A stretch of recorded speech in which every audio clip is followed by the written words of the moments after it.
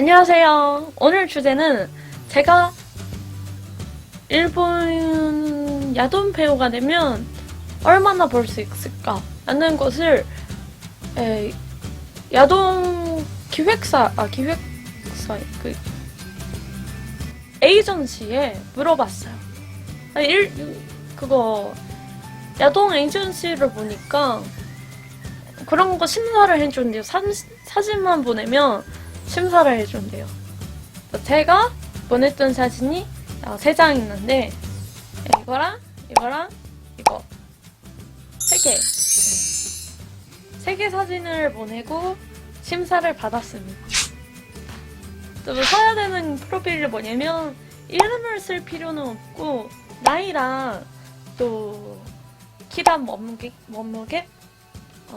그 3사이즈를 쓰고 어디에 사는지를 쓰고 전 도쿄에 사니까 도쿄라고 쓰고 나이는 만 25살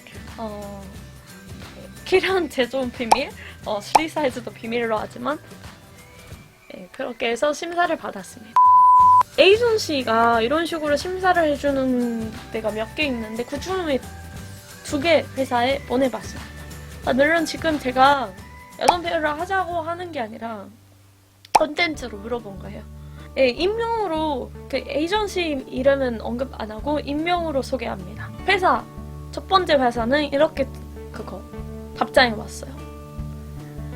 메이커랑 그 야동을 만드는 메이커랑 계약이 가능한 경우에는 그 전문 계약을 할 수 있는 경우에는 약 40만 원부터 50만 원, 한국 돈으로 치면 400만 원부터 500만 원이래요. 한 번 찍는 게. 그리고 메이커랑 전문 계약을 안 하고 기획 작품에 나오는 경우에는 한국 돈으로 2천만 원 정도 된다고 답장이 왔어요. 그리고 예전에 일본 야동 배우분들이랑 많이 토크쇼를 하는 BJ분 계시는데 그분이랑 합방했을 때도 이게 비싼지 산지 라는 이야기를 들었어요. 이거 저도 그쪽 업계를 잘 몰라서 처음에는 내가 이렇게밖에 안 되나? 라는 생각이 들었어요. 근데 이게 좋은 거래요. 왜냐면 한 번 이런 것을 짓는데 여배우에게 줄 수 있는 페이뿐이 아니라 여배우가 소속하는 회사에 줘야 되는 페이도 있어요.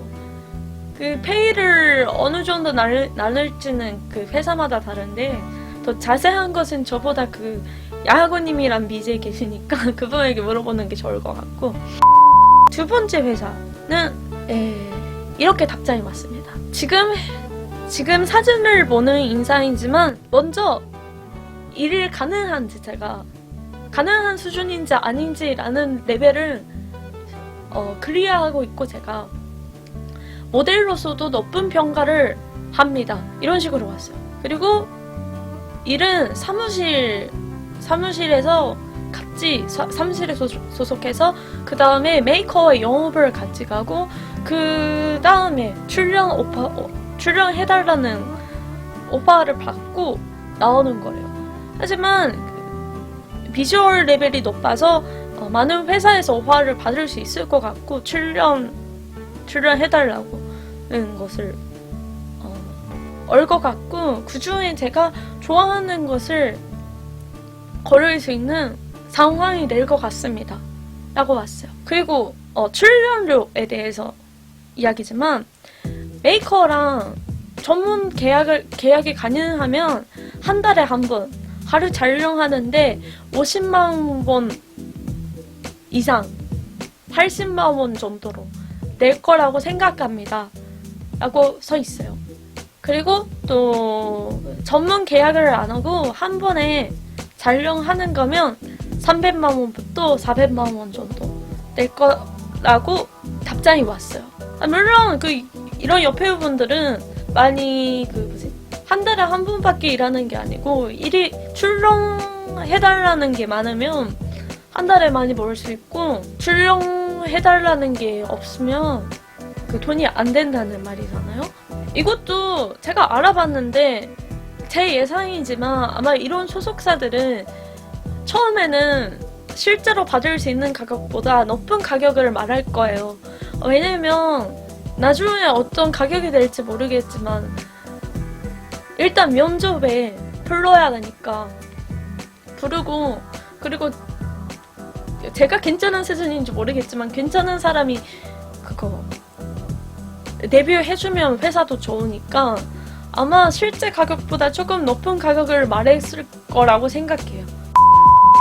자, 지금 또 일본에서 네이버 마토메라는 정보 모임 사이트 같은 게 있는데, 게시판 같은 거, 거기에 이런 게 있습니다. 페이가, 여배우분들 페이가 수정 안 하는 모자이크 같은 거 없는 영상 찍어도 50만 원밖에 안 된다. 섹시 배우분들 수입이 안 좋아서 이건 심하다라는 이야기였어요. 그리고 이거 관수 쪽인지 관도? 그 도쿄 쪽인지 오사카 쪽인지에 따라 그 페이가 다르다고 나오는데, 이거를 보니까 지금 그 2014년에는 최근 거는 내증 혼자서 나오면 1,000만 원이래요. 근데 이게 소속사의 그 에이전시에 주는 출연 오퍼하는 그 돈이 1,000만 원이라서 실제로 여배우분들이 받을 수 있는 게 이것보다 별로 없어요. 아마 500만 원 정도 될 거라고 생각해요. 또 기획 콘텐츠를 혼자서 찍었을 때는 놀랬어요. 100만 원밖에 안 된대요. 한 번에. 이것도 회사에 주는 돈이 그 출연했을 때 에이전시에 주는 돈이 몇만 원인데, 그거를 나눠서 하니까 얼마 안 남는 거잖아요. 여배우분들 실제로 받을 수 있는 거. 그리고 또 기획을 난제로 그 여배우분들이 많이 나오고, 난제 중에 한 명으로서 찍을 때는 한 번에 20만 원부터 30만 원이래요. 또 일본에서 유명한 남자 BJ 중에 옛날에 야동 남배우였던 사람이 있어요. 그 사람이 한 말인데, 그 남자 배우도 처음에는 그 일본 사람들 군물 배우라고 부르는데, 그 혼자서 데뷔하자마자 혼자서 유명한 배우들이랑 할 수 있는 게 아니라 처음에는 이것저것 난제로 나오고 난제 기획하는 콘텐츠에 나오고 찍어야 돼요. 그리고 직접 그 여배우들이랑 하는 것은 없다고, 그 혼자서 하는 것을 짓는 건데, 그거를 하면 페이가 처음에는 5만 원이래요. 근데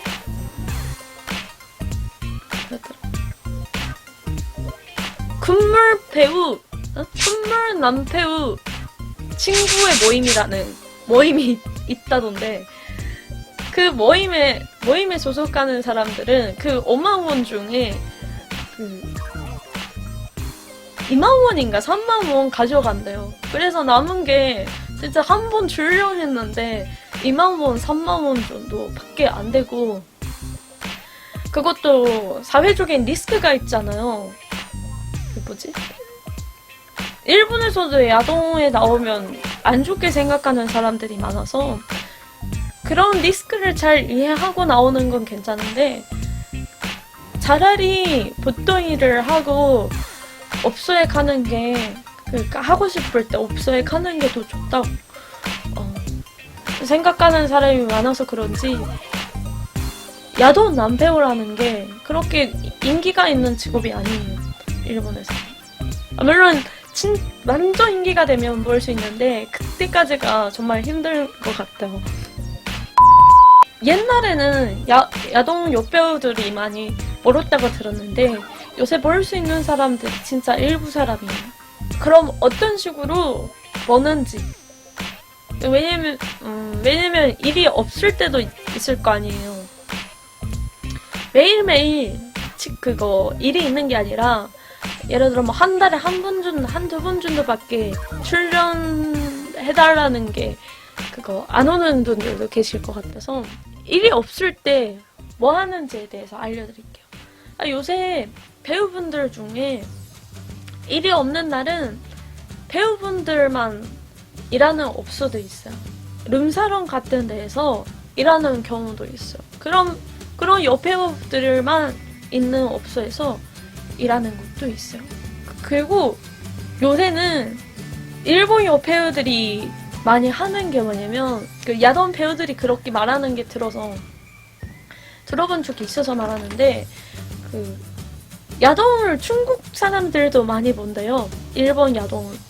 그래서 중국인 부자들이랑 일본 여배우가 계약을 해서 스폰서? 계약 같은 것을 해서 많은 돈을 받고 가끔씩 중국에 가는 분들도 정말 많다고 들었어요.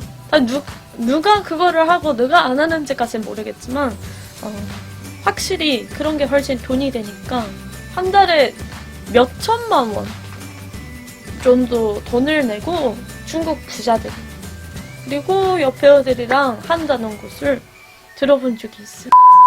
저 일본에서 요새 유명한 게 옛날에 그 안리라는 연예인이 호빠에서 돈을 많이 쓰고 돈이 없어지고 야동 쪽에 데뷔를 했는데 그래도 잘 안 돼서 그런지 그만뒀어요. 바로 그만두고 지금은 업소에서 일하는데 그분이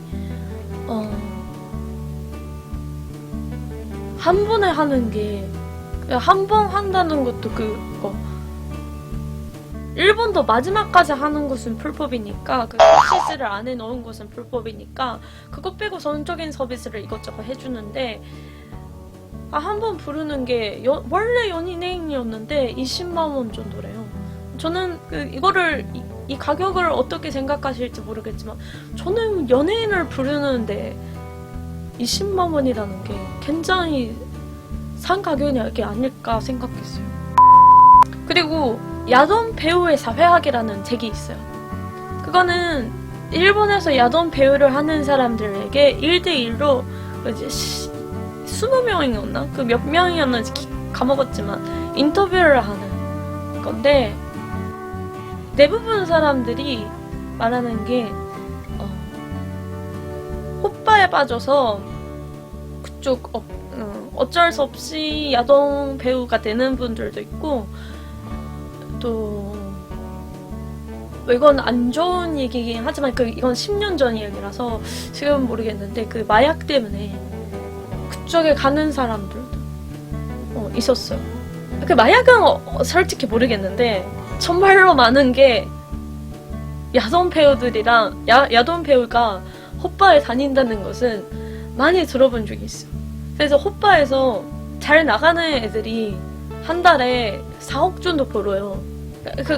이건 도쿄에 있는 정말 제일 유명한 유흥가에서 잘 버는 애들 이야기라서 지방에 있는 애들은 그렇게까지 못 버는데 그런 선수들 손님 되는 사람들은 대부분 업소에서 일하는 젊은 여자들이나 아니면 그런 야동 배우들이 선물로 하고 약간 가짜 연애를 하는 식으로 영업을 하고 돈을 벌 수 있는 거예요. 보통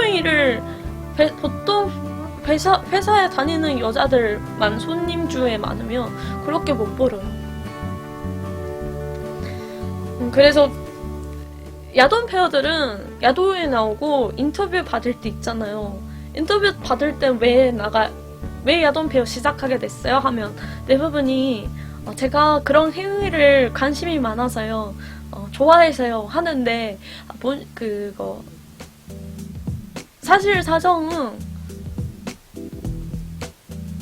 물론 100%가 아니지만 그냥 하는 사람들도 있겠지만 의외로 호빠 선수에 빠져서 라는 이야기를 정말 많이 들었어요.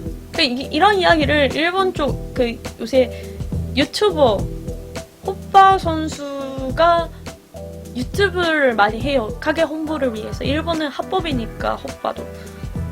그래서 호빠 선수들이 많이 말하는 게 자기 손님 중에 야동 배우랑 또 업소에서 일하는 여자가 많으면 좋겠다. 뭐 약간 이런 식으로 농담식으로 말하는데 이런 면이 진짜로 있어요. 근데 마지막에 일본 유명한 BJ가 있는데 샌반순 BJ가 있는데 예전에 야동 남배우였던 BJ 인기 BJ가 말했던 게 야동에서 일하는 것은 자기는 야동 쪽에서 일했지만 야동에게 나오는 것을 추천하지 않는다고. 나는 야동에 대한 편견이 있는 게 아니라 야동 배우가 되는 게 얼마나 힘든 건지 알아야 된다라는 이야기를 들어본 적이 있어요. 그 이야기 내용을 들어보니까 처음에는 데뷔 작품을 찍었을 때는 그렇게 생 콘텐츠를 안 해요. 근데 오래 발전을 하다 보니까 점점 수위를 올려서 찍어야 된대요. 인기가 있는 분들은 어느 정도까지 가면 괜찮겠지만 인기가 없는 분들은 다른 여배우들도 하기 싫은 엄청 힘든 콘텐츠를 많이 해야 되고, 그래도 안 되면 일도 별로 없어지고 결국은 업소에서 일을 해야 되니까 정말 쉽게 벌 수 있는 그런 생각을 하면 안 된다라는 이야기를 들어본 적이 있어요. 오늘 이야기는 새 내용이었는데 한국 사람들 아마 잘 모를 것 같은 일본 그쪽 업소 이야기에 대해서 소개했습니다. 구독, 추천 부탁드려요. 감사합니다.